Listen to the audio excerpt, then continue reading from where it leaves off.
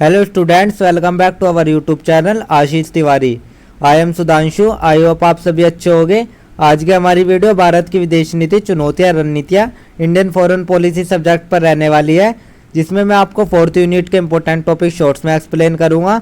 इससे पहले की वीडियो में हमने इस सब्जेक्ट की 3rd यूनिट के इंपॉर्टेंट टॉपिक शॉर्ट्स में एक्सप्लेन किए थे। अगर आप हमारे चैनल पर फर्स्ट टाइम विजिट कर रहे हो तो चैनल को जरूर सब्सक्राइब कर लीजिए, जिससे आने वाले और चैप्टर्स की वीडियो की नोटिफिकेशन आपको टाइम पर मिले। तो आज की वीडियो में मैं आपको बीए ऑनर्स राजनीति विज्ञान सेमेस्टर 6 जो आपका अनुशासन विशिष्ट कोर पाठ्यक्रम है DSC 18 का सब्जेक्ट है भारत की विदेश नीति चुनौतियां रणनीतियां, जो कि आपका 4th क्रेडिट का कोर्स होता है और ये आपका बीए ऑनर्स राजनीति विज्ञान सेमेस्टर 6 में होता है। अगर आप किसी भी courses BA honours, BA programme, BCom honours, BCom programme और किसी भी सेमेस्टर से बिलोंग करते हो और आपके पास भारत की विदेश नीति चुनौतियां रणनीतियां इंडियन फॉरेन पॉलिसी सब्जेक्ट है, तो आप सभी ये वीडियो देख सकते हो, क्योंकि सभी का सिलेबस सेम होता है। तो चलिए अब हम आपकी वीडियो को शुरू कर लेते हैं। तो आज के आपकी जो यूनिट रहने वाली है वो आपकी 4th यूनिट रहने वाली है। 4th यूनिट में हम आपका वैश्विक क्षेत्र में भारत की विदेश नीति की चुनौतियाँ क्या क्या है उन सभी को देखेंगे, जिसमें हम आपका चैप्टर नंबर 5 देखेंगे, जिसमें हम आपका सबसे पहले देखेंगे बातचीत की शैलियाँ, रणनीति, व्यापार, सुरक्षा और जलवायु परिवर्तन। फिर हम आपका देखेंगे बहुपक्षीय मंचों में भारत की भागीदारी, ब्रिक्स। तो चलिए अब हम शुरू कर लेते हैं। तो सबसे पहले हम आपका एक छोटा सा परिचय देख लेते हैं। भारत की विदेश नीति में कूटनीति की महत्वपूर्ण भूमिका है, जो वैश्विक स्तर पर भारत की शक्ति और प्रभाव को बढ़ाती है। जो आपकी भारत की विदेश नीति है, इंडियन फॉरेन पॉलिसी है, उसमें कूटनीति का महत्वपूर्ण स्थान है, जो कि वैश्विक स्तर पर भारत की शक्ति और प्रभाव को बढ़ाती है। यह कूटनीति व्यापार, सुरक्षा और जलवायु परिवर्तन जैसे प्रमुख मुद्दों पर आधारित है। बातचीत की शैलियाँ और रणनीतियाँ जो इन क्षेत्रों में लागू होती है, न केवल भारत की अंतर्राष्ट्रीय स्थिति को सुदृढ़ करती है। जो आपकी ये कूटनीति है, ये व्यापार, सुरक्षा और जलवायु परिवर्तन जैसे जो प्रमुख मुद्दे हैं उन सभी पर आधारित है। जो आपकी बातचीत की शैलियाँ और रणनीतियाँ है, वो इन क्षेत्रों में लागू होती है और जो कि आपके भारत की अंतर्राष्ट्रीय स्थिति को सुदृढ़ करती है, साथ ही जो क्षेत्रीय और वैश्विक सहयोग है उसको भी प्रोत्साहित करती है। इस अध्याय में हम इन बातचीत शैलियों और रणनीतियों का विश्लेषण करेंगे, साथ ही ब्रिक्स जैसे बहुपक्षीय मंचों में भारत की भागीदारी और उसकी चुनौतियों और सफलताओं पर भी विचार करेंगे। जो आपका ये चैप्टर है, इस चैप्टर में हम आपके यही बातचीत की शैलियाँ, रणनीतियों का विश्लेषण करेंगे और जो आपका ब्रिक्स जैसा जो बहुपक्षीय मंच है उसमें भारत की क्या भागीदारी है और उसके सामने क्या चुनौती और सफलताएं हैं, उनको भी हम इस चैप्टर में देखेंगे। तो ये तो हमने आपका छोटा सा परिचय देख लिया। अब हम आपका देख लेते हैं बातचीत की शैलियाँ और रणनीतियाँ, व्यापार, सुरक्षा और जलवायु परिवर्तन। भारत की विदेश नीति में व्यापार, सुरक्षा और जलवायु परिवर्तन पर केंद्रित कूटनीतिक वार्ता महत्वपूर्ण है। जो आपकी भारत की फॉरेन पॉलिसी है, इंडियन फॉरेन पॉलिसी है, उसमें व्यापार, सुरक्षा और जलवायु परिवर्तन पर केंद्रित कूटनीतिक वार्ता एक महत्वपूर्ण है। इन मुद्दों पर बातचीत के तरीके और रणनीतियाँ वैश्विक संबंधों को प्रभावित करती है। जो आपके ये मुद्दे हैं व्यापार, सुरक्षा और जलवायु परिवर्तन पर केंद्रित, जो भी आपके कूटनीतिक वार्ता से संबंधित जो भी मुद्दे हैं उन पर बातचीत के तरीके, रणनीतियाँ वैश्विक संबंधों को प्रभावित करती है, जिसमें आपका सबसे पहला था व्यापारिक समझौतों पर बातचीत। व्यापारिक समझौतों पर बातचीत में भारत की प्राथमिकता राष्ट्रीय आर्थिक विकास और वैश्विक व्यापार प्रणाली में अपनी स्थिति को मजबूत करना है। जो आपका व्यापारिक समझौते है, इसमें जो भारत की बातचीत है उसमें भारत की प्राथमिकता राष्ट्रीय आर्थिक विकास और वैश्विक व्यापार प्रणाली में अपनी जो स्थिति है उसको मजबूत करना है।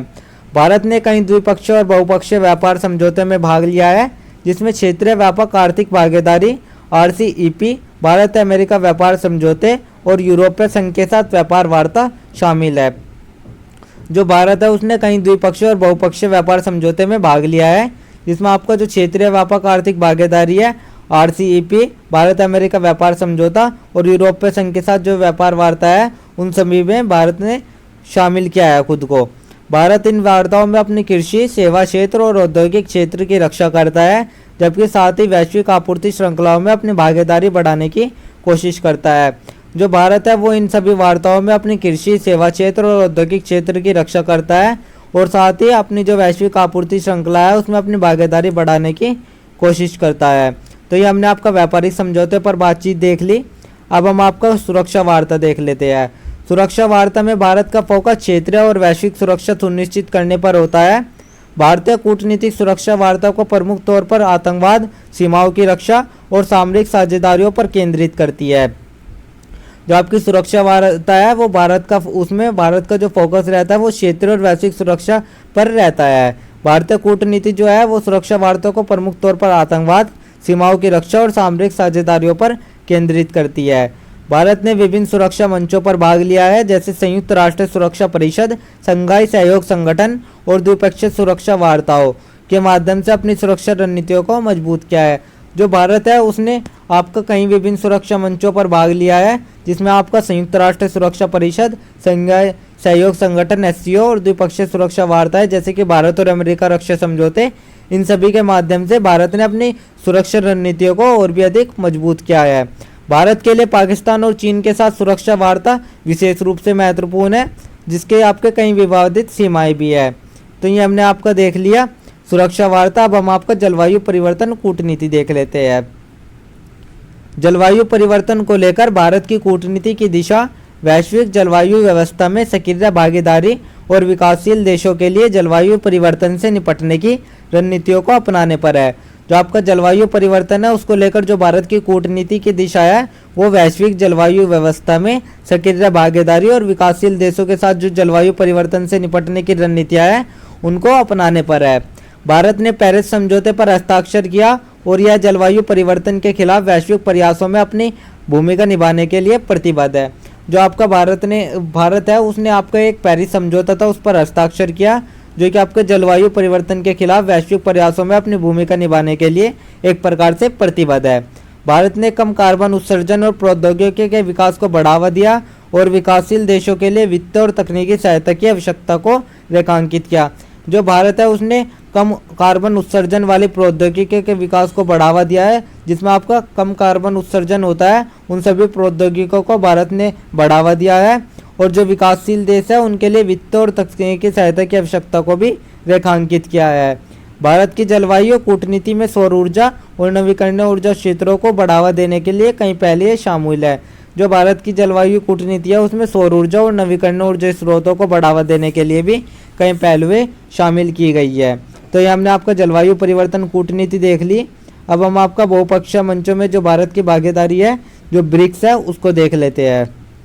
ब्रिक्स जिसमें ब्राजील, रूस, भारत, चीन और दक्षिण अफ्रीका शामिल है, एक महत्वपूर्ण बहुपक्षीय मंच है जो वैश्विक मामलों में चर्चा करने और सामूहिक रूप से समाधान खोजने के लिए एकजुट होता है। जो आपका ब्रिक्स है ये आपका एक प्रकार का बहुपक्षीय मंच है जिसके सदस्य आपके ब्राजील, रूस, भारत, चीन और दक्षिण अफ्रीका है।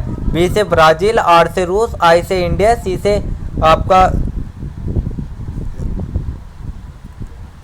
तो ये आपका एक महत्वपूर्ण बहुपक्षीय मंच है जो कि आपका ब्रिक्स है वो वैश्विक मामलों में चर्चा करने, सामूहिक रूप से समाधान खोजने के लिए एकजुट रहता है। जो भारत है उसमें भारत की ब्रिक्स में भागीदारी महत्वपूर्ण है क्योंकि यह उसे वैश्विक दक्षिण के देशों के साथ अपनी स्थिति को मजबूत करने का अवसर प्रदान करता है। भारत में जो ब्रिक्स की भागीदारी है वो बहुत ही महत्वपूर्ण है क्योंकि जो ब्रिक्स है वो भारत को वैश्विक दक्षिण के देशों के साथ साथ अपनी स्थिति को मजबूत करने का भी अवसर प्रदान करता है। तो सबसे पहले हम ब्रिक्स में भारत की भूमिका देख लेते हैं। ब्रिक्स के मंच पर भारत की भूमिका सक्रिय और प्रभावशाली रही है। भारत ने हमेशा ब्रिक्स को एक समांतर और समावेशी वैश्विक व्यवस्था के रूप में देखा है। जो आपका ब्रिक्स है उसमें भारत की जो भूमिका है वो सक्रिय और प्रभावशाली रही है। भारत ने हमेशा ब्रिक्स को एक समांतर और समावेशी वैश्विक व्यवस्था के रूप में देखा है जो आपका वैश्विक आर्थिक शासन है उसको सुधारने, विकासशील देशों के हितों को बढ़ावा देने के लिए काम करता है। जो आपका ब्रिक्स है ये वैश्विक आर्थिक शासन को सुधारने और विकासशील देशों के हितों को बढ़ावा देने के लिए काम करता है। भारत ने ब्रिक्स के भीतर अपने व्यापार, निवेश और वित्तीय क्षेत्र की साझेदारी को मजबूत किया और साथ ही आतंकवाद, जलवायु परिवर्तन और सतत विकास जैसे वैश्विक मुद्दों पर भी चर्चा की। जो भारत है उन्होंने ब्रिक्स के अंदर अपने व्यापार, निवेश और वित्तीय क्षेत्र की साझेदारी को भी मजबूत किया और साथ ही आतंकवाद, जलवायु परिवर्तन और सतत विकास जैसे जो वैश्विक मुद्दे हैं उन पर भी ब्रिक्स में चर्चा की। तो ये हमने आपकी ब्रिक्स में भारत की भूमिका देख ली। अब हम प्रमुख चुनौतियाँ देख लेते हैं। ब्रिक्स के भीतर भारत को प्रमुख चुनौतियों का सामना करना पड़ रहा है, जिनमें सबसे बड़ी चुनौती चीन के बढ़ते प्रभाव और दक्षिण अफ्रीका के विकास संबंधी मुद्दे शामिल है। जो आपका ब्रिक्स है इसमें भी भारत की कुछ चुनौतियां हैं, जिसमें आपकी सबसे बड़ी चुनौती चीन के बढ़ते प्रभाव और दक्षिण अफ्रीका के विकास संबंधी मुद्दे शामिल है।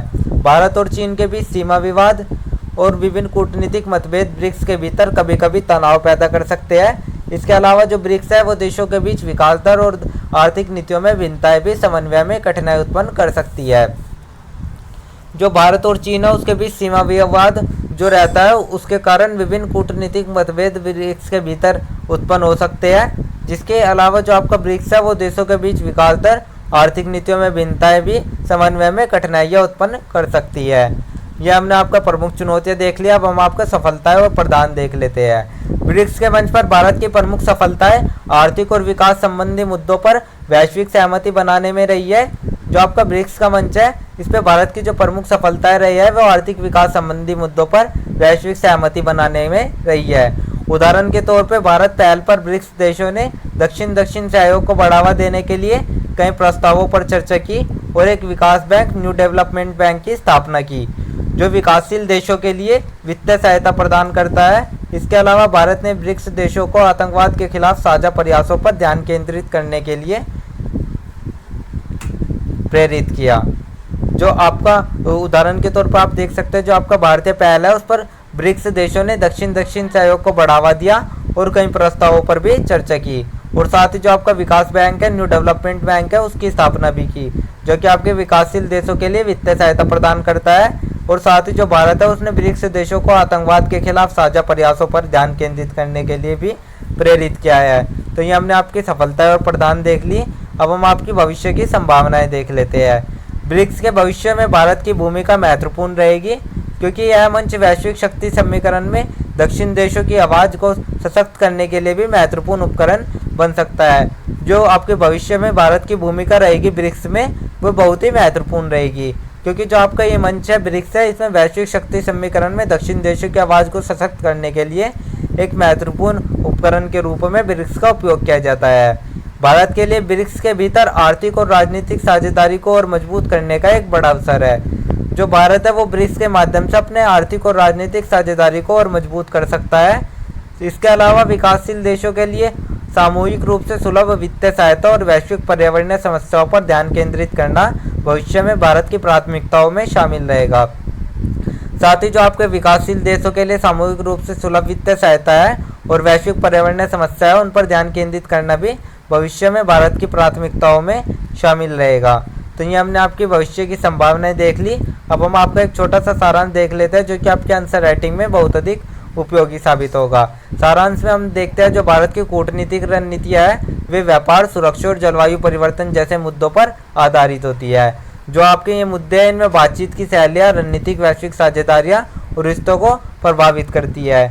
और जो आपका ब्रिक्स है वे आपके बहुपक्षीय मंचों में भारत की जो सक्रिय भागीदारी है उसे वैश्विक शक्तियों के बीच अपनी स्थिति को मजबूत करने का अवसर प्रदान करती है।